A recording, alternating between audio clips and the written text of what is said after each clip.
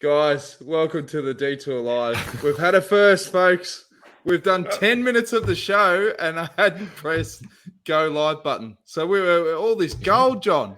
And then I was thinking, hang on, what's going on here? Why isn't the ticker up in the corner? We've had no comments. That's why, because we weren't live. So that was a brilliant warm-up, though. That was the first it was time great. Pre-Detour production meeting, just to make sure we were going to get a cherry right. If we're talking about horrible, Dan, but if we're going to talk about horrible starts, some years ago I did a whole voiceover on Paris-Roubaix, direct from London. Yep. And when I said, well, that's it, boys, first take. And there was a long silence in the studio in my earphones. I said, don't tell me you didn't press go, did you? And the sound producer said, I'm sorry, mate, I didn't. Oh, the whole thing again. So this is only 10 minutes. Why should we be worried? Yeah. Well, it is a first, but I think I'm getting a bit of your dementia, Iffy. Where it just... I knew I'd be blamed in some way, but that's fine. So for the second time, number one rule in television: don't tell people at home what they don't know. Exactly, quite right, Scotty. Quite right. You did learn something at the Olympics. But the problem is, we're so honest. We're so honest on this show. You know, we're very transparent. So for the second time tonight, I'm joined by National Road Champion from Australia, John Trevorrow, Olympic gold medalist and commentator Scott McGrory, and the voice of cycling, Phil Liggett. Now, we're going to be deep dive, having a look at the 2022 Tour de France race route.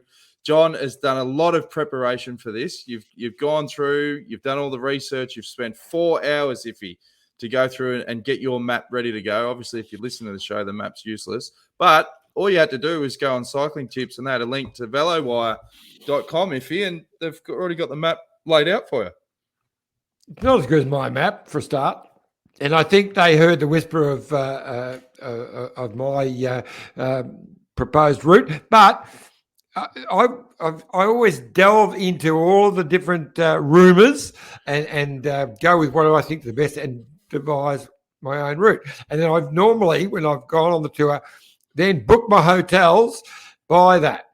I've been wrong a few times, but I reckon I'm spot on this time. Anyway, you've never had any issues on your detours, Iffy? What are you Not talking about? in the last couple of years. Not in the last couple of years. It was good, but anyway, we're not going down the bad ones. But anyway, continue. Now, Phil, you must get excited every year. I think next year, I've done the research, is going to be your 50th Tour de France, mate.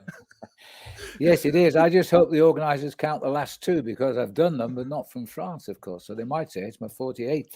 However, it is my 50th. Started in 71. And I've never been to Denmark. So there's two good reasons. And the way NBC are talking just now, I think we will actually be back in France and Denmark for the tour instead of in London, where I have been for the last 2 years. And I've never been to Denmark, so I want to go. The route says we're going to have 3 days in Denmark, starting with a time trial. And then we'll probably fly, because it's fairly long. Well, we'll drive, but the riders will fly down into France. And because of it, we're starting on a Friday rather than Saturday, to allow for a third day off in the race to bridge the big gap, which was a system they were thinking about many, many years ago, when they were going to utilize Concorde and start the race in Washington, D.C. and fly it back from America. And the problem it didn't materialize was the jet lag situation. But they were very ambitious in the 80s to try and get the most out of the situation. I think Denmark will do a fantastic job. And as I say, it's been postponed because of the European Championships, and Brest has stepped in last year, or this year rather, to put it back on the map in France. And we're back to Denmark now this time around. So it'll be, as always, I'm excited. I'm looking forward to seeing it. And as a pro bike rider, I will always tell you, everybody in the street, if you tell anybody you're a professional, their first words they say is, have you ever ridden the Tour de France? And if you say no, well, they don't see you as a professional cyclist. So it's a big target for all bike riders as well. Geez, I remember one year when we went to Tour Scotty, and once they got word that you'd won a gold medal, it was unbelievable. We got free beers, free sausages off the barbie. You almost got the keys to the city. It was huge. Yeah, true, but Phil is right. And personally, I feel like there's something missing because I didn't ride something like the Tour de France. So yeah, me as an athlete, as a professional cyclist, absolutely, I feel that I wish I had ridden that. Can I just point out, Phil? I find it fascinating that this is going to be your 50th Tour de France, which by calculations means that it's even more incredible that your first tour, the fact that you worked on the Tour de France at the age of 15 for the first time. Well, I'm getting to like you more and more, Scotty. Yes, in fact, I was 71 when I started. I saw my first tour when I was just over 15 in 1965. I stumbled the very first time I've ever been to Europe in my life and left British shores, and I went by train with the bike to Belgium. I got off the train in Namur from the UK. Nearly got killed when I stepped out because I didn't know they drove on the other side of the road and I looked the wrong way like I was in Britain, and they nearly got wiped out from the right. Then I got stuck into the ride and I finished up in Luxembourg, which is a fair way. It was a lovely ride down the Rhine and the Moselle valleys. And the Tour de France, it was a feeding station in the center of the city of Luxembourg. I didn't even know the route. And there it was. And the guy called Van der Kerkhoff was in the yellow jersey. He held it for 2 days and lost it, and that was it for him. Only time I ever mentioned his name was when I was watching the tour. And I couldn't believe this was the Tour de France. And there was the Maillot Jaune. And all those years ago, yeah. We've got a couple of live comments. Samantha says, that's better. Sorry about the false start. Will Wizard. What are you doing? The Tour de France 22 Parcours presentation is live now on TV. That's why we're doing it, mate. We're going to work alongside. So you're going to have two screens going.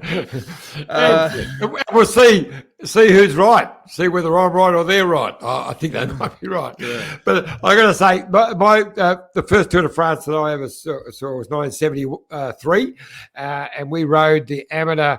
Had an amateur criterium in Den Haag in Holland, and the prologue start was there, and my mate Donnie Allen won that prologue, which got him a pro contract the next year, and he rode the Tour de France the very next year. And then I covered my first one as a journo in 1991 with the late and great Simon Townley, and we had an absolute ball. But, I've got some news. What news, John? I don't know what you're about to say. You haven't done this before. We're back. So I had planned a new group travel tour, platinum tours, we're going to call it, to go on the Tour de France. We had it all set up a couple of years ago, and then suddenly this bloody pandemic hit. So it all got put on the back burner, but we're back. So we've decided we are back. Giro is a maybe, but the Tour de France is a definite. And Dan Jones is going to be my wingman. So we'll be doing the detour live from the Tour de France, and we're going to take just a small group of friends, detour fans, along. It's going to be sensational. So more details will be popping up over the next few weeks, but I'm looking forward. It's going to be, I've missed the last two. I'm not missing another one. Are you going to vet these tours, John? Is there like a criteria you have to meet, or is it just come one, come all? Because we've had some experiences in the past. Scooter, there was 1 year where we were like, mate, did you go to the local house and just say, we're trying to get fans along. We don't need you telling your stories right now, okay? Well, as I said, I'm just honest. I can't help it. No, anyone that follows the detour is a friend and family of ours. And if you've got the cash, even better. Wendy Superfan, she says, our SBS production won't be the same without Mike Tomlaris. I read an article today from Ride Magazine saying that Tomo is no longer with SBS. He's obviously covered the tour since its beginning with SBS over the years. I think it was back to 1991. He's definitely going to be missed. He's done a lot for Australian cycling, particularly the tour. Yes, well, it's a strange story. Mike Tomalaris has been the heart and soul of SBS and their connection with Tour de France. I did my first tour in 91. I think he did his first tour in about 96. And we've done it, I think, the same amount to us. So we've had a lot of fun and a few clashes on the way. But the beautiful relationship with ASO, the organising body of the Tour de France, and SPS has been very much formed and improved by Mike Tomalaris. So he's been fantastic for cycling in Australia. So I don't know the story. I just hear that he's leaving. I don't know what he's going to be doing after, but it's a real big loss for cycling in Australia for Mike Tomalaris to step back. So we'll find out more. That's all I know. But yeah. With that. Well, talking about the first tours, we've mentioned this story on the show before, but 2005 when we're doing video footage for them, and it was clear I didn't know what I was doing, and that was when Tomo famously said to me, mate, this is the worst vision I've ever seen. I don't want to see wide shots of if his guts in there with cables and all this stuff. Have you ever worked in TV before? I said, no, mate. I've only done wedding videos, and even they were shit. So that was when he just hands on his head, but we got better. We got better and we got there then, but yeah. Jan Boardman says, I've done the same as John, taken the rumours and booked all my places to stay already. And I'm also often wrong. Free cancellation is essential. It does book up pretty quick, you'd think, and that's why they hold off announcing the route, but they've obviously booked up all the hotels for the teams and so forth. Now, a big shout out to Jan, who's a lovely English lady who we met a couple of years ago and joined us for a bit of the tour. She's an auntie, some relation to Chris Boardman, but she's a bike fanatic, and I know that she had some challenges with the whole pandemic for a little while, but she's back. So we text each other regularly. So, Jan, we'll be there, and we look forward to joining you for a couple of days on the Tour de France next year. And Janice says, hi all. Kirsty Baxter, I'm in iffy. She's keen to come over. Free Ranger says, hi all. Big thanks to John for his messages of support following my recent heart attacks and triple bypass surgery. Ooh. Thanks, iffy. So good on you, Free Ranger. I hope you're recovering, mate. John Ma says, Phil, what's the furthest you have travelled to see a bike race? New Zealand Cycle Classic in New Zealand? Question mark. Well, it's cycle racing in New Zealand. I think it would be the Commonwealth Games in Auckland. It's probably the furthest I've travelled. Although I've been to Rio as well. I don't know how that locates in mine. No, I think Tassie's even further, mate. And I prefer the little island off the big island, I must say. It's a wonderful place to be. It just reminds me of Wales. Yeah. But if there's a bike race, as Trish always says, we only go on holiday where there's a bike race. And I guess that's a good point. Mm-hmm. But Phil, the Rio trip was like in terms of distance, it might be not that long, but I remember for me getting there to commentate with you, it was such an arduous trip to get there. We had long stopovers in Auckland and then also in Santiago in Chile before going to through to Rio, and it was such a long drawn out trip. Did you go by car? Yeah, pretty much. Yeah. Well, I'd have stopped off in a few more towns, I think. Yeah. Now, before we go into the race route, because you've got phones, you've got apps, you've got all the technology ready to go, and you've got your map behind you, let's tick off a couple of the low-hanging fruit. Now, big news was obviously the Spectator from the Tour scooter being sued for a huge amount of coin. A huge amount of coin, $1, wasn't it, or €1? Yeah, €1. Yeah, about just 1,000 Aussie dollars. Yeah, so it's one of those things where it was a terrible situation from the athlete's perspective to have that crash happen, and it's how do you make that fan accountable when the fan wasn't there to try and cause that crash? They were having fun, they were part of the event, enjoying it. They did something really stupid, so it was a way of I guess, symbolically making them accountable that action has been taken, but doing it in a way that wasn't going to penalise someone that really is just a sports fan. But it does send a clear message that, okay, that's the lesson learnt. Next time it will be far more serious, and let's just stop being stupid at bike races, because, you know, cycling is such a unique sport that you don't get as close to the Formula One drivers, you know, before or after the race, obviously not during, as you do with athletes. Same with tennis, same with all the other major sports. Cycling, you can stand right there as close as she did and cause major carnage. I think it's actually quite surprising that we haven't seen more incidences like this and more crashes caused by fans. I think we've been quite fortunate in that regard because it's uncontrollable. You know, a 200+ kilometre stage out on open roads it's incredibly uncontrollable to try and have the fans away from the playing surface as it is. So symbolic gesture, but I think it's probably the right thing to do, because send a clear message to everybody else out there. Look, be safe, don't be stupid. And she will have a criminal record because it was a criminal offence. The police created criminal action. So she'll have a criminal record anyway. But I agree with everything you say there, Scott. That's absolutely right. And before everybody says, why don't we barrier the crowds back? I'm afraid what would represent 400 kilometres of barriering on that particular stage is totally impossible to do. No. Look, it's what cycling is. I disagree slightly in that I've seen a lot worse acts. Those clowns that run up on the hills and actually, are touching the bike riders, they're causing more problems, I believe, more danger. Hers was a stupid act of someone sending a message to their grandparents in Germany. The sign with the fraction line was a bit of cardboard. She wasn't to know, and actually, that caused the crash in one way, but Martin, overreacted to it slightly. Whatever. I don't believe they should have taken her to court. I think she'd already been ostracised by everyone. Job was done. They didn't need to go any further with that. Anyway, that's my opinion. I disagree. Lock her up. Lock her up.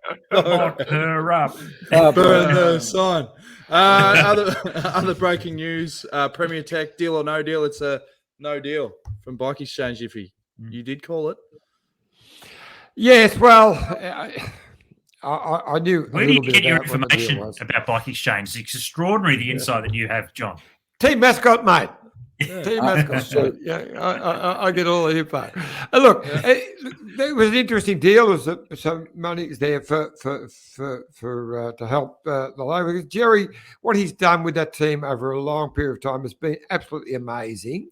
Mm-hmm. And he needs another big company to come in. And so he was someone, they were with Astana, not happy there.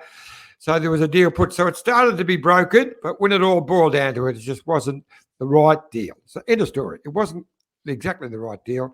So it hasn't happened. You think it's pretty black and white, though? Like when a team needs to cover a budget, and Bike Exchange don't have the biggest, it's not the worst. But if you're wanting to come in, and I saw a lot of the comments on the Cycling News article, people saying, how can you expect to go, I want 50% ownership of the team and I'll offer you a quarter? Sweet. Like, who's going to want to do that? It wasn't the right deal. Exactly. So it's not happening. So I noticed now that part of that deal they were talking about, Furs Lang and what's his name, the Canadian young guy, who good bike rider, who were going to come over to Bike Exchange. They're now going to Israel. Yeah. I don't know that the actual sponsorship with Premier Tech is going to go all the way to Israel, because that's not what he wants, is to get part ownership of a team.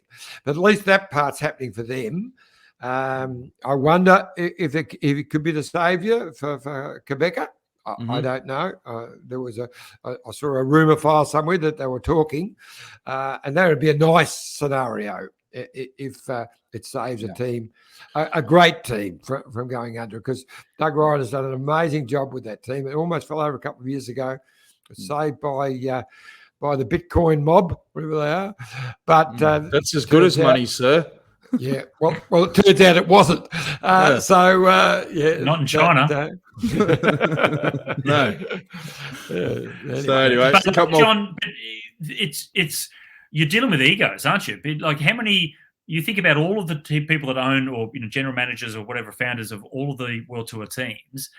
They will all want to continue, but none of them, or very few of them, would want to actually give up any ownership of the team. They want sponsors, because obviously the challenge you have as the pro team, you bring on a sponsor, and if they then have some ownership of that, then they have some direction in where the team goes. What riders come to the team, very, very few, if any, of the team owners would want to give up that level of responsibility. They want to have control of their team. Sponsors typically have always been, give us your money, yep, we'll respect that, but don't tell us how to run the team. So it's I can tell you right now that the ego situation wasn't the issue with Jerry. He was quite prepared to give up a part of that team, and as long as everything was to the betterment of the team. So if that was all better for the future of that team, whether it was the 100% owner, 50%, he was fine with it. It just, in the end, the deal wasn't for the betterment of the team as far as from Jerry's perspective. End of story. A couple more comments. Tom Maloney says she has suffered enough. I agree, Iffy. That's obviously what we're talking about before. Samantha goes, does that mean Bianchi stays, John? Soccer News is saying Giant on board, yeah? Yeah, no, Giant evidently has that deal is very close to being cemented. I hear, yes. And Simon Heavy says, love to go on the detour with the lads. Will the hotel bookings be confirmed, Iffy? Why would there be a problem with the hotel bookings? Because you pair of bastards talk about 20 years ago how bad it was, or 10, whatever, and forget about all the great times. But anyway, they'll be confirmed. No, I will give you credit. You never had 3 bad days in a row. You do 2, and then we'd stay in a chateau. I never had 2. I only have a bad day and a good day. Bad day and a good day. Okay. But that was in the old days before, when I let others get involved in the bookings. Okay. Since I've taken it back over, it's first class, absolutely sensational. Okay. Yes. Well, Simon's going to be there working for Bikestyle Tours. He said he'll see us there for a bit. And Skull, he said LMAO, which means laughing my ass off. And Tom well, said, he's been on the Tour de France with the Skull. Yeah. Well, Skull's a top fan of the detour. Of course he is. Tom's called that out. So. Okay, and we want to do a quick shout out because we've forgotten the last couple of times to Peter Emelin from the Gruppetto. We were meant to do this 3 weeks ago, John. Now you tell me. Give me 2 seconds. We're going to find my little spiel here somewhere. Well, he'd been pushing for everyone to get on the gravel rides, and he unfortunately came off at about 35k an hour. Oh, you got the photo there. Well, he's in the Boxhill Hospital. Yes, their mate of mine is involved in their Melbourne group. I can't find the bloody yarn now, but anyway, it's in there. But yes, so Peter was the one who said, we'll just get into gravel riding. So he got them all finally keen, and then that's his first go and last go, I think, of gravel riding because broken ribs, broken leg. But Pete, we wish you all the best. And I wish I had my spiel here, but anyway, it's in there somewhere. Was that both? Like you can see the left leg was broken, but the right one is a problem as well? Has he done both feet, both ankles? I don't know, or the long socks. Yeah, matching socks. No, that's compression socks on the right. One ankle, one leg, and a couple of ribs, I think. But hey, is that a smile on Pete's face? I think it is. So there you go. You handled it well. All right, now let's get stuck into the course. Have you got any updates? Have we got any confirmation? Because we know that it, as Phil said, it's going to start in Denmark. And if you look at the parkour, show the first 3 stages. The first 3 stages. So this is a rough rundown, and then you've got the opening time trial, which is 13 Ks around Copenhagen, and I think I had the profile. My first international bike race in Copenhagen. I'm probably on that circuit, I reckon. Criterium, pretty close. Yep. Back about 30, 40, 50 years ago. Yeah. Stage 2 is just under 200k. Looks pretty pancake flat.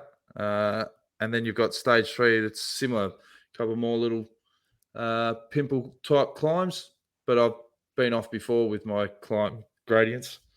But they're the opening 3 stages. And then obviously the rumour mill Iffy, they're going to be going up Alpe D'Huez. And I thought, why not fire up further on in the stages, but why not get into the atmosphere back to? I thought we'd do that when we got to Alpe D'Huez. That's fine. No, I want to get people excited. We've got this amazing clip that I was halfway through and realised we weren't recording. And I was like, okay, let's pull the pin. But we'll fire up the detour. Roads? Where we're going, we don't need roads. As we said, to get you excited for the announcement of the race route, Alpe D'Huez 2015, stage 20. This is when we went up on the climb and wound up the crowd for backstage pass. Think I better dance now. Cheers.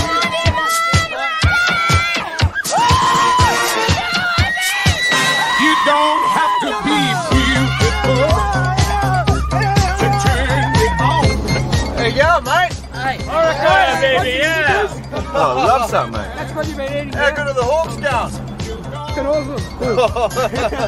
All right, so we're on the first corner here. The Welsh corner seems a bit light compared to the Dutch corner, boys. Yeah, but that flag there belongs to me. Oh, does it? I bought that from Poland. Yeah, right. I'm well confused. Cheaper there too. So how many Welsh are you? 6 of us in the van over there. We've been here since Tuesday. Yeah. Big day. Bought 1,000 cans of beer with us. And how many you got left? 200. Alright! Yes, very good. Going home tomorrow. Oh, really? Yes. Ah, good to see you again. It was good to see you.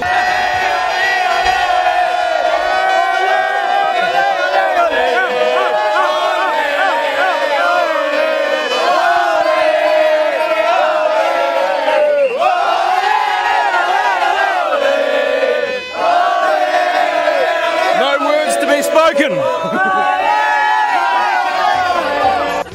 God bless you, my child. This is the best corner because it's from Ireland. God bless you. Oh yeah, the New Zealand corner. Hey guys, love the backstage pass. If you wanna impress me,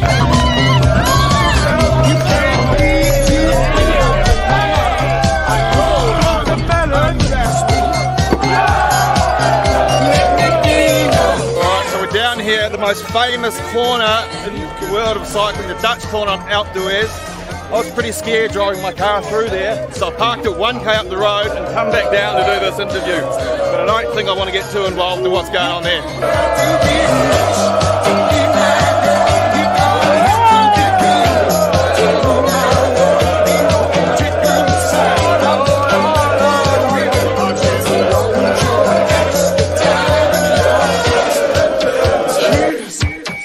dance now.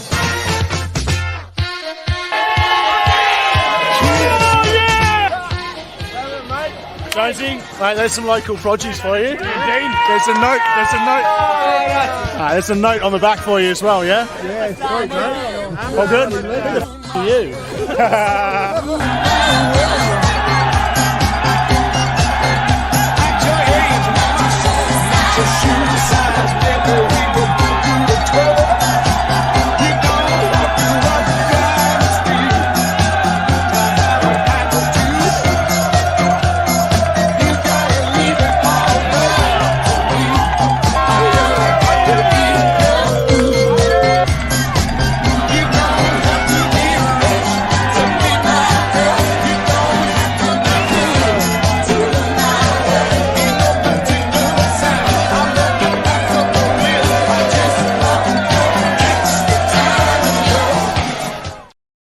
Wow, that gets you. Oh boy, I'm in. Yeah, for sure. Yeah. Well, Hey, exactly. you would think it would be bigger, wouldn't you? You'd think that depending on how the pandemic and how they approach it and where things are at next year. But if it was really open again, mate, unbelievable! Like that was amazing. But people are just desperate to get out and about and sporting events, aren't they? Yeah. Almost Well, too look desperate. It'll get you Look in at jail the if you world get too desperate. the World Championships in Flanders just a couple of weeks back. That was the most insane crowds I've ever seen at a world title.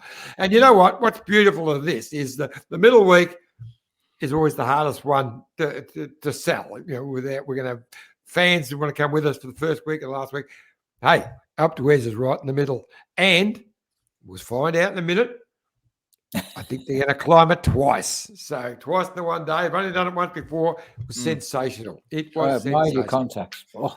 Jan says that she's watching the presentation of the ladies tour. That looks like a good route to me. Yep. I'm trying to get my other computer going, but it won't go. So I was going to be all planned. That was going to be running here. I was going to be watching it. There's some link I've missed, but whatever. What we'll do is have a quick drinks break, and that'll give you time to get your electronics sorted, because without that, John, we're really flying blind, mate. Well, yeah. Haven't you got another computer there, mate? All right, we'll work something out. Quick drinks break. We'll be back. Look at this bike. You think it's just a bike, right? But it's not. It's a bike. 374 people are looking at. This guy, this girl, them, all looking at it. People from here, there, and wherever this is. People that are looking for a bike. Or just a piece of it. Amateurs, semi-amateurs, and pro-amateurs. This guy wants this bike, but with this crank and these bars. This could be the perfect match. But not this one. This girl has a bike to sell, and thousands of people might purchase it. Eyes on Bikes help grow small businesses. His, hers, yours, and the latest data and insights help those businesses keep moving. We are the world's #1 bike marketplace, with over 500,000 products and 900 brands, where buyers and sellers are brought together in a place where a bike is never just a bike. Bike Exchange, where the world buys, sells, learns, and rides. Life is like a two-way street. It's about consideration and mutual respect. Roads are much the same. However you get around, walk, ride or drive, if we share our roads, we can all be safer. The Amy Gillett Foundation is Australia's peak cycling safety charity. Our mission is for safe cycling in Australia. Our vision is for 0 cyclist deaths. Over the last year, we've seen an enormous increase in people taking up cycling, whether it be for recreation, with the family, commuting, or even to start your own cycling career. We need to do more to make it safer for every cyclist. 20 cyclists every day are hospitalised, and 1 cyclist is killed every 10 days on Australian roads. So, the next time you jump on your bike or hop in your car, remember to practice the 4 C's. Be courteous, calm, considerate, and conscientious. Every cyclist's death is preventable, and we all deserve to get home safely. Please donate to help the Amy Gillett Foundation make the roads safer for you and for me. Thanks again to Bike Exchange and the Amy Gillett Foundation, and beautifully voiced by Phil Liggett. Now, I've got a screen going, John. You've done better than me. Of course I have. Well, I'm watching it on Belgian television as we speak, and they're just running through sequences. That's right. Crashes of last year, yeah. Okay. Yeah, and they're going through all the highlights. I can't put the sound on because you'll all hear it, so. Well, they had obviously a lot of vision of Mark Cavendish in that package. Is he signed on yet, Scooter, for next year? I think he's still up in the air, isn't he? No, he signed on. No, signed on. Yeah. When did he sign on? Staying with the Wolfpack. Okay. Yeah. Yep. So there's done something. I don't know what the arrangement was, but they have done some sort of deal. I did notice that the women's race has been announced. So 8 stages, and starting in Paris, and the final stage uphill at Planche de Belleville. So a nasty little kicker at the end. Yeah, time trial from 2020. Yeah, exactly where the Pog won the tour. Yeah. Yep. The Pog beat the Rog. He did. Right. Yeah, Slovenian duel. Yeah, amazing. Oh, that's wonderful. It is absolutely wonderful. I caught up with Donna Ray-Zelinsky earlier today on my little ride around the crit circuit in Geelong, and I just had a chat. That's where she's got her amazing training set up, and she rode the Tour de France women's back a few years ago. She was very excited about the announcement tonight. Oh. So wonderful that they're bringing the mountain stage in. I hear there's going to be a time trial as well, so it's going to be a really brilliant event. And I'm planning to be there for that one too. So there you go. I know. It's going to be a long 3 weeks there, John. 4 weeks in your case. Well, I haven't told Kay that part. I did break the news. I did break the news this morning about back to the tour. And that's the one good thing the pandemic has done, being locked together for all these months. She was very, very happy for me to go. So the extra week of more cheers. Yeah. They've got so it's average about 130 kilometres per day, except they do have one stage for the women that's 175 Ks. So that's a big one for the ladies. They don't typically have them race over those sorts of distances. So that's a cracker. And that's I think that's stage 5. So that'll hurt the legs before they do go to that final climb. So it should be fun. It should be good to watch. Now, they're not doing obviously a team's time trial for next year's edition. Iffy, that was always an event that, geez, from a spectator's point of view, I used to love it. But obviously, remember every time they do a race route, you go, what is the Tour de France objective here? Are they trying to even the field? Are they, they always used to tweak it where they go, okay, well, we've seen the last 3 has been won by Froome and he's a good time trial. Let's tweak that or whatever. What do you think the objectives for next year's one will be? Well, like you, team time trials, I love them as long as they're not too long. If you keep them short, sweet, then it's great for everyone. I always feel for sometimes a really good rider who hasn't got a strong enough team around him and they lose too much of the team time trial. But look, it looks a very balanced route for this year. I mean, you've got some. I think it's an all-rounder type. Look, hey, I know who the favourite is. The Pog. The Pog is definitely the favourite. So it's going to take. But, the way the ROG is going, I think it'll be a great duel between the two of them. It's going to be a brilliant bike race. Phil, there was criticisms, I think it was a couple of years ago, when they had sections that had gravel and, a lot of the riders were going, well, why do we have to do this? Why do we have to take those risks? And obviously they're going to be riding towards Roubaix next year, so there will be cobble sections. Do you think that there needs to be that balance where you've got to have some stages that, from a spectacle point of view, it's unbelievable? Well, so the organisers over this last decade have just looked for ways to make things be more sensational. The Vuelta a España started using these ridiculously steep climbs like La Anglerou, which are 25, 26%, and the guys was just about getting the pedals over at the top. Using gearing we never contemplated for a pro cyclist of 28 rears. Now they're commonplace. In fact, the bikes they ride, they even start the time trials with 28 plates on the back because it makes no difference. They only use the front 3 sprockets. So it's not gears for courses anymore. You get the whole set for the whole 3 weeks of racing. Gravel racing is going to become more and more commonplace, I think. Strade Bianca started that. The Tour, when they ran it with Froome, I remember it was stage 5. It was a Wednesday. Froome fell off 3 times. In the end, did his wrist and he retired from the race 5 days in, and he was the defending champion. He didn't hit the cobbles that day. He never got to the cobbles that day. Remember that? He fell off before the cobbles. He did fall on the cobbles, but he also fell off the cobbles. He fell before them. He fell before the cobbles. Oh, rubbish. He did. He did. Look it up. Stage 5 Wednesday, he fell on the cobbles. I was there watching him bow over his bike and hold his wrist. And he said, this is enough for me. I'll back you up, John. The fact Sorry, Phil. He didn't actually, for me, crash before the cobble section. Yeah. Was it stage 5? Yep. Well, for a fair balance argument, I'm with Phil. He didn't. Good for you. Anyway, it doesn't really matter. The fact is the challenges are there.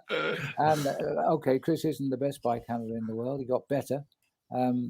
Especially descending, but I think they're always looking for reasons to make the race attractive. And I think he felt because of the panic before they got the cobbles, was all this panic going on. Yeah. But, it's interesting what they're saying with I was watching the Paris Tours last week, which went on just after we went to air, but. It's become a fantastic race because the last part of the race, they go on these dirt tracks through the vineyards. It used to be just a sprinters classic. Now they've made it interesting. It was an absolutely brilliant bike race. The problem with the great field either this year, I must say. The problem with the presentation is they're just waiting for that 3-minute video, aren't they? Where they do the flyby and they show all the race routes and whatever. But you've got to go through, 45 minutes of videos. I can tell you that Belgian television are scheduling this to finish in another hour's time. So I suspect I think we're cooked. It might be a while before we start covering the I think we're going to have to go off. We'll go with our route because I reckon it's spot on. It's spot on. Yeah. Well, what are going to be the key parts of your proposed Tour de France route? Behind me, if we're looking at that one, you get that's stage 4 up the back here. People can't see that. But the one paint a bit more detail for the audio listeners. That's around Calais region, is it, John? Yes, Calais. I've got the. I've been that busy looking for the other website. I've lost my. Mr. Prudhomme is now speaking. I can't hear what he's saying. There we go. Yeah, but stage 5 is the one from Lille to Arenberg. And so it's virtually reverse of. I bet it's a Wednesday as well. I bet your Chris Froome falls off on that stretch. Yeah, so Tuesday, Wednesday, and it finishes in Arenberg, little town, which is right at the start of the Arenberg Forest. So I'll be going the reverse direction of Arenberg Forest, which is probably the most crucial bit of cobbles of the Paris-Roubaix. So that looks like it'll be just before the finish. So it'll be an amazing stage. That's the first one that sticks out. Imagine if they had the finish line at the end of the Arenberg Forest. Sprint. Well, it's close. It's not far. Yeah. It'll only be 3 or 4K. One drive to the hotels. By the way, Christian Prudhomme is now explaining the history of the Tour from where it all began on foreign soil. It was 1954 in Amsterdam, and as I said earlier, when we weren't on there, it's the 24th time we'll start on foreign soil, and now he's working his way across Denmark, just so you know where we are.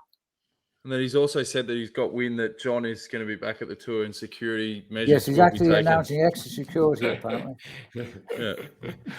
I've got photos of him presenting me with my 20-year memorial, or whatever, not memorial, I'm not dead, but presentation. That's Chris Peters' comment. He goes, Dan, this is like watching an episode of The Young Ones, except you're all not that young. Well, you're the youngest, Dan. We'll start talking like this. I just sent you that message to check out Chris's comment because that was hilarious. I thought that was funny. Yes. Yeah, perfect. What you got for us next, John? Okay, so after Arenberg, we've got Binche to Longwy. So Binche, which is just in Belgium, just over the border, to Longwy, which is right on the other side of the border. So what did you just call me? Binche. Oh, right, sorry. Yeah.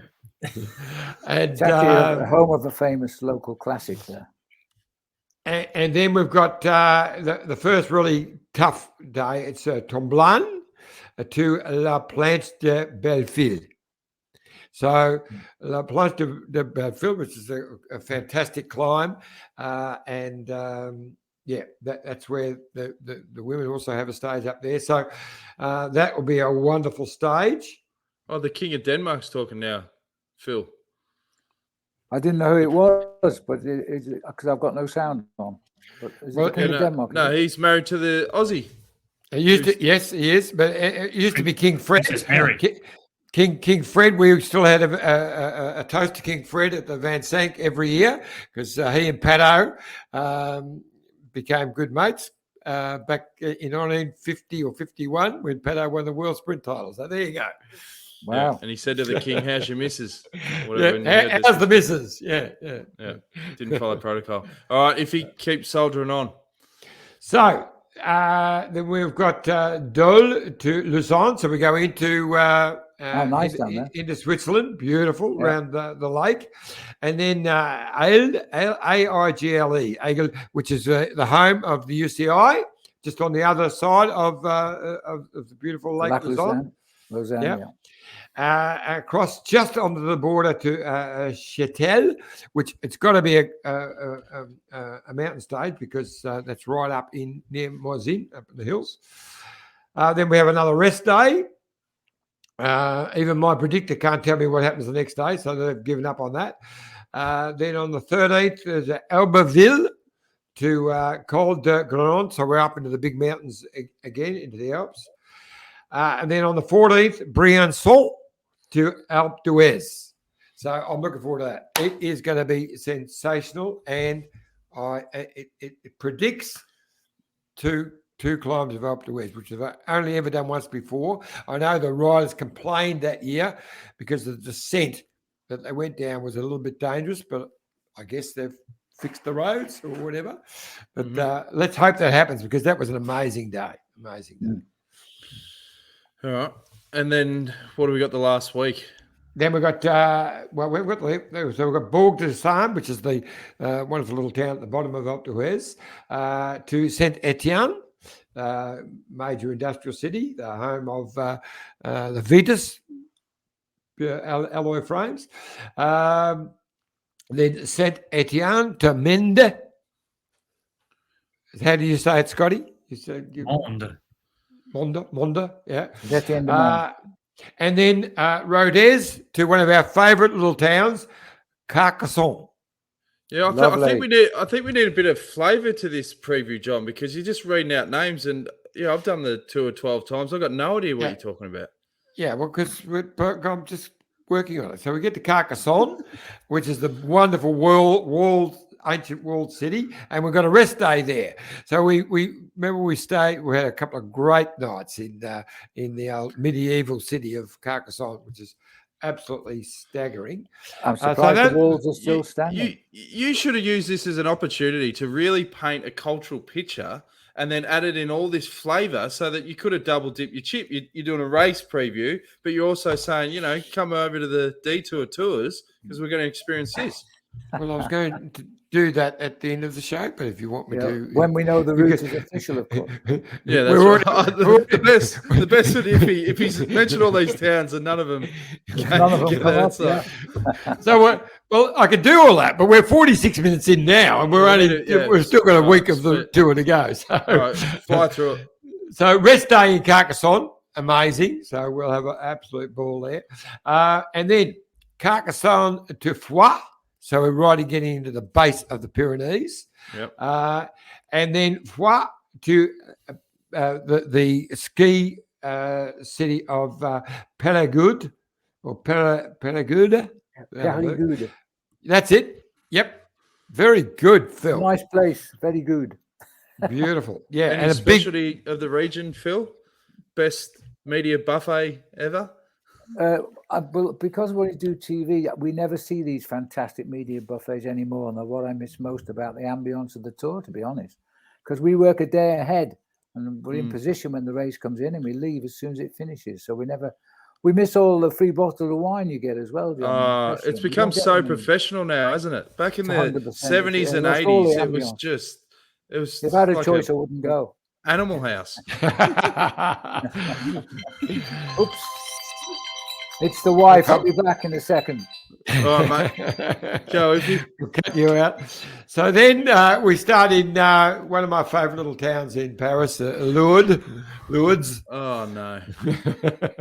Tell people about Lourdes. Well, the wheelchair capital of the world. That's where they go for the miracles. Well, there was a miracle there 200 years ago, and they keep going back. We're hoping for the second one. But anyway. Scooter, do you remember when we stayed in Lourdes? I do. And look, to be clear to everybody, there's a bit of sarcasm about his favourite town in France, and I feel the same. I feel really saddened by what goes on there. It's a town full of people that are just trying to take advantage of people that are going through really terrible times. They go to Lourdes to try and get cured of something to, get themselves better again. And there are so many terrible people there that just prey on those vulnerable people. And I found it really offensive, actually. I don't like going there at all. No. So they have all these little stores selling all of the, trinkets. Yeah. Trinkets and things. It's like where Hollywood meets the Vatican. Las Vegas meets the Vatican. Mixed with a splash of Freddy Krueger. It feels like a horror show. All of that. Yeah. So Lourdes, but it's a beautiful area of France. I mean, it's green and right at the base of the Pyrenees, absolutely glorious. And up to Hautacam, which is one of the famous climbs of the tour. So that'll be a monster stage. Yep. So that's on the 18th. Yep. So then on the 19th, we get just out the back of Toulouse, we've got from Castelnau-Magnoic. I don't know if you have that, to Cahors. So that's, if we look at our little map, It's very hot down there. I mean, really hot. It's beautiful area. It's just polished podcasting here, isn't it? we just go to wide shot of Iffy pointing at a map going, hang on, where are we? And he starts sort of in the middle right of France, and then he works his way down, and then he finally finds what he's talking about. Anyway, it's going to be an amazing day. And then we've got the time trial, which is just out sort of east of Bordeaux from La Chapelle, Mariville to Racador. So that is right there. Yeah. For all those listening on the podcast, yes, we're about a couple of 100 kilometres. And where do the famous musicians live, John? Remember, you always stay at the musician's house on the way to Paris. Yeah. The Musos. Where's their house? They're right up about there. All right. So you pencil that into the north. 150k out of Paris. We'll be staying there. And that will be sensational dancing. And I was talking to one of my mates who was with me the last time we went there, and he remembered it's sensational. You know, he's a chef, and the whole family of musicians, and it's a little vineyard. It's just a wonderful spot. And then they play all this rock and roll music, and I grab one of the local ladies up, and I'm rock and rolling with her. And as I've spun her around, I've sort of missed her hand, and she did a cartwheel over the table. She didn't get up for a second dance, I can tell you that. But anyway, it was very funny. You had to be there. Johnny, can I say? I remember when I went and stayed with you there. Remember. Because it is out of the way, isn't it? You sort of go down through this. Yeah. It really was difficult to find, and thinking, "Oh, here we go. Where are we going this time?" And it's not one of your normal 5-star kind of places that big luxury looking joint. But gee, it was great. They are beautiful, beautiful people, great family, and just that very relaxed rural setting in the middle of nowhere. Great swimming pool. Yeah, a little par 3 golf course, 4 holes or something that I think got mowed a couple of years ago once, but sensational, absolutely amazing. Yeah. Will Wizard says next we have a review of the actual Tour de France course after the official announcement, and the same for the 2022 Giro in January. Yes. Yeah.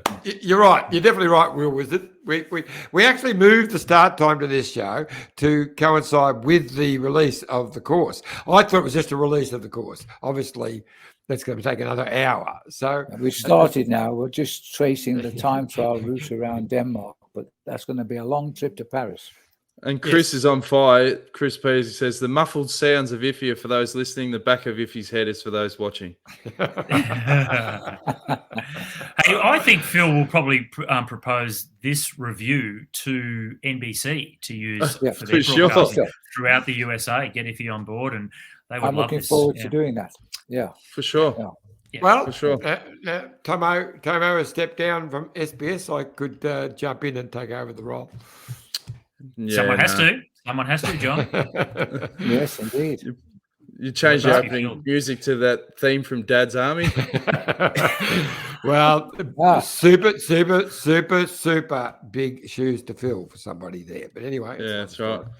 Yeah. What do you think, Scooter, are going to be the keys to taking down the POG next year? Or do you literally, if you're preparing, just go, let's just aim for a podium? Oh, you've got to give it a go. Look at Bernal a couple of years ago. Everyone thought, well, that's it. He's going to win now for the next 4, 5, 6 years straight.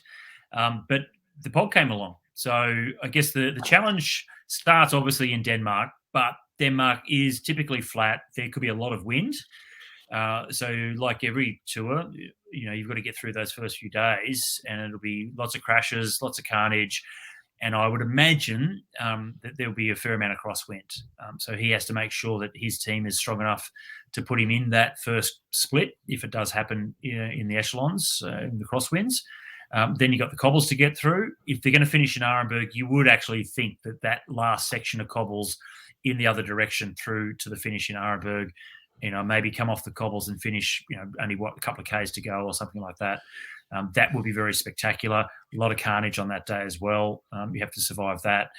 And once they get into the mountains, I don't think there's anyone that can match him. But, with Alpe D'Huez twice, with the Hortecam, they'll go that stage from Lourdes to Hautacam will probably go over the Tourmalet as well. But I think the only way to beat Pog will be perhaps in that first week, and whether he loses too much time. I think that's probably his biggest danger. Phil, do you think? I'm just looking at the route. He's tracing the route at the moment. It's pretty much as you said, John. You can include Morzine on that section of the Alps.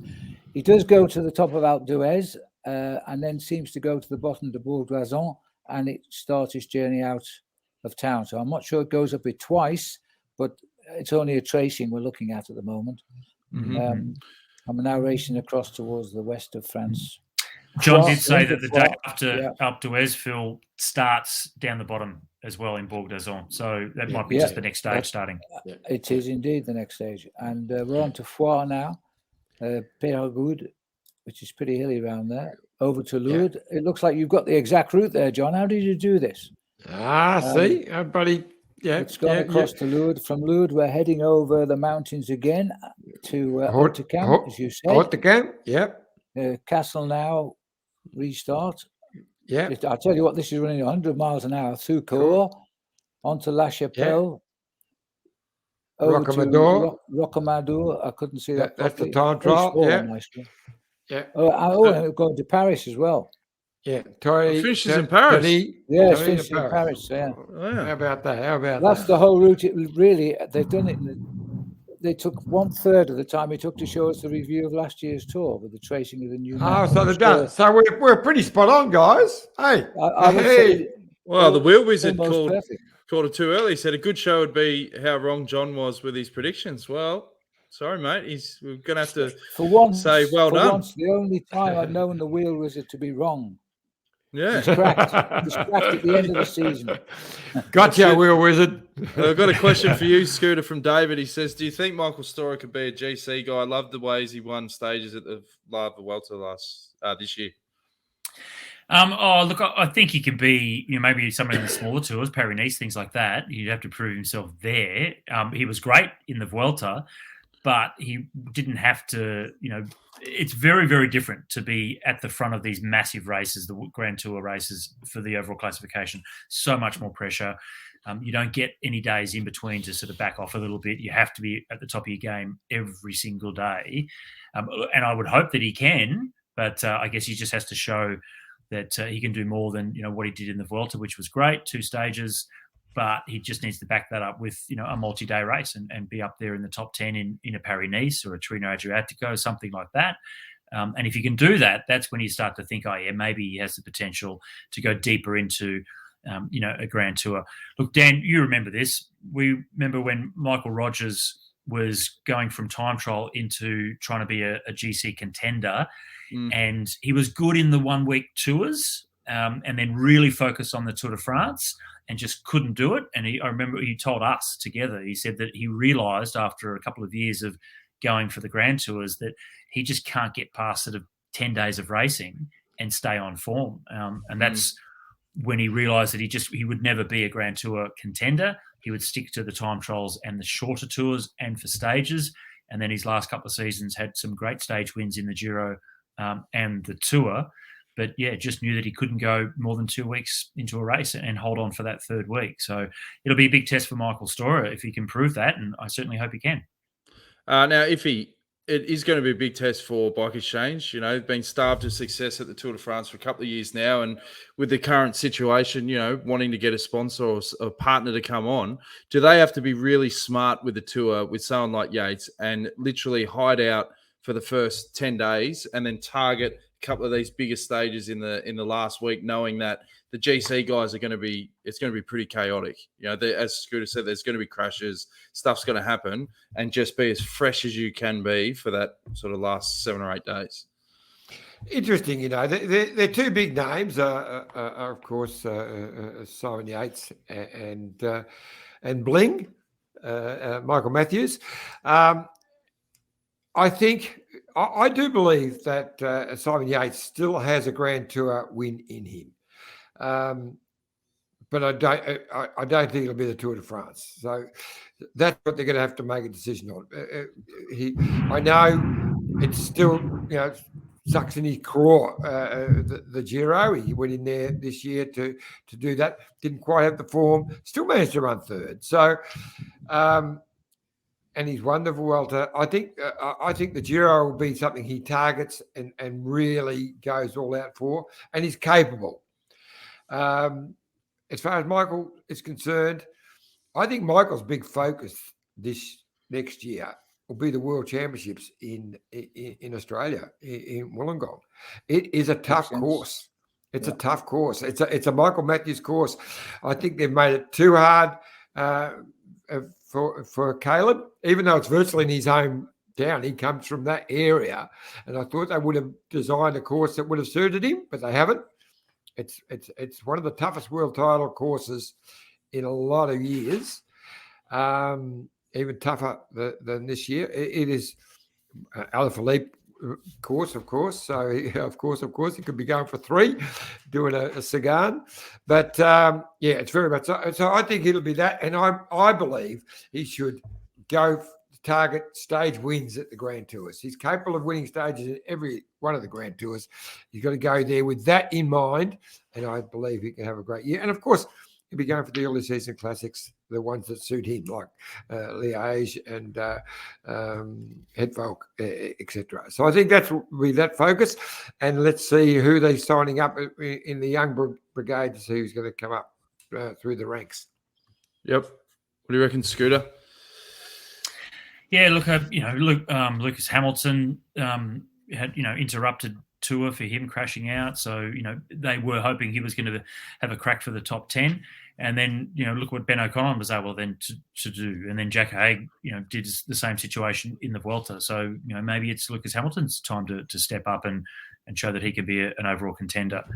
I'm just not sure. I'm not convinced that Yatesy is the man, for the Tour de France. I think the peloton has moved on a bit beyond him. Righto, well, we've gone over an hour, and that's not including the 10 minutes we had to write off at the start. Anything you want to wrap before we finish things up, Johnny?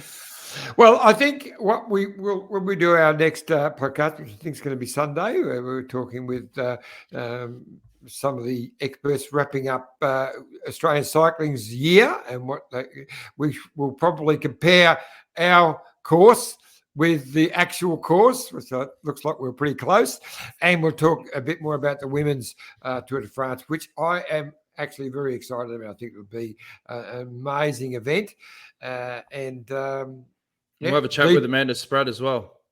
Yeah, now we're actually talking to Spratty tomorrow, which we won't go live with because she's about to go in and have an operation on her iliac vein, artery, which caused problems for a lot of bike riders over time. Annemiek van Vleuten was done. Stewie O'Grady, I remember Stewie had exactly the same thing. And Stewie was telling me the difference after he had that operation was amazing. He didn't realise how much he'd been restricted by it for quite a few years. So, and everyone I've read about that's had that operation has gone ahead in leaps and bounds afterwards. So, And basically it's caused from like when you're leaning over so much on the bike, it can restrict the artery after a while, yeah? And then once you can release that, then you get obviously a lot more freedom. Yeah. That's exactly Dr. Dan Jones' analysis there. It was half a question, though, wasn't it? It was less statement, half question. It wasn't much confidence, but I thought I was roundabout. Yeah. All right. Anything you want to add, Phil, before we go? Phil. No, I've just got the full rundown from the organisers who I've been chatting on the Tour Women. And you're right, it does finish on the La Planche de Belleville, but it's a road race of 123 kilometres, finishing at the top. Most of the towns are little-known towns in France, but it's good. It's good for the towns to see the routes go. And it'll be an exciting race. 82 kilometres on the Champs-Élysées before the Tour finishes, so that's going to give us a double day on the Champs-Élysées. That'll be pretty exciting for all those that sign up for the Detour trip. They'll love to get two races for the price of one now. Exactly. Doubles the price. Exactly. You will be charged accordingly. But I must say, John, I think you plotted the route almost to perfection there. You did. There you go. Well done, John. So that was a great effort. Yeah. Yeah. And don't forget to subscribe to the YouTube channel as well. Really appreciate it. YouTube.com/The Detour Podcast. Let everyone know. We'll be back again on Sunday night, Iffy. So make sure you follow all our socials. And then we'll give you a notification. Big shout out to Alan Piper, who received a wonderful award just last week. I don't think we talked about that. That was last year. It was a repost on Facebook where he won the Director Sportif of the Year. Did he win it again this year?